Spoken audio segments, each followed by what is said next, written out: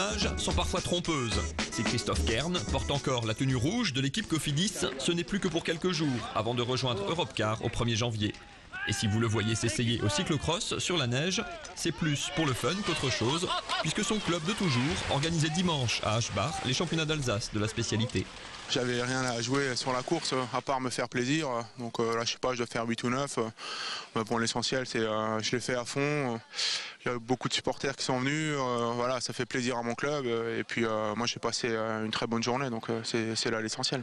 Un bol d'air alsacien qui a fait du bien au coureur de Rittershoffen, car pour sa 9e année chez les pros, sa saison 2010 a été plutôt décevante.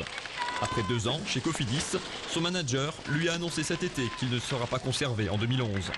Il s'engage alors verbalement avec Jean-René Bernaudot, le patron de l'équipe B-Box de Thomas Voeckler, à condition que celui-ci trouve un repreneur pour son équipe.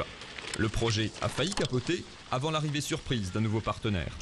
Il y a eu 2-3 semaines où on était vraiment dans l'incertitude, moi et pas mal de coureurs, donc là il y a eu beaucoup de stress et puis moi finalement Europcar est venu in extremis nous sauver et donc ils ont signé pour 3 ans. Porteur du maillot à pois sur son premier Tour de France en 2009, deuxième d'une étape dans les Pyrénées, plusieurs fois sur le podium du championnat de France du contre-la-montre, Christophe Kern a pourtant plus d'une corde à son arc.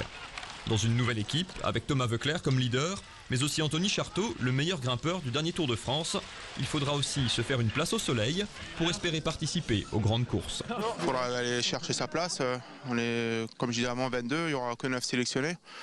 Déjà objectif être parmi ces 9 et puis bon après faire un beau tour comme je l'avais fait il y a 2 ans. Cette année c'était un peu plus dur. Pour cela, il faudra être performant dès le début de saison pour qualifier l'équipe pour le Tour de France.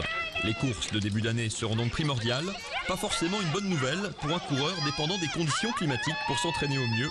Et le moins que l'on puisse dire, c'est que pour l'instant, le Barinois n'est pas gâté.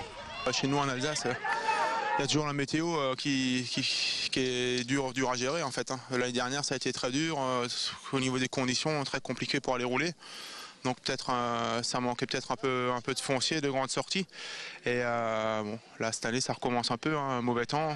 À la recherche de soleil, Christophe Kern va s'envoler quelques jours pour l'Espagne, retrouver ses nouveaux coéquipiers et quelques degrés supplémentaires pour entamer sérieusement sa préparation.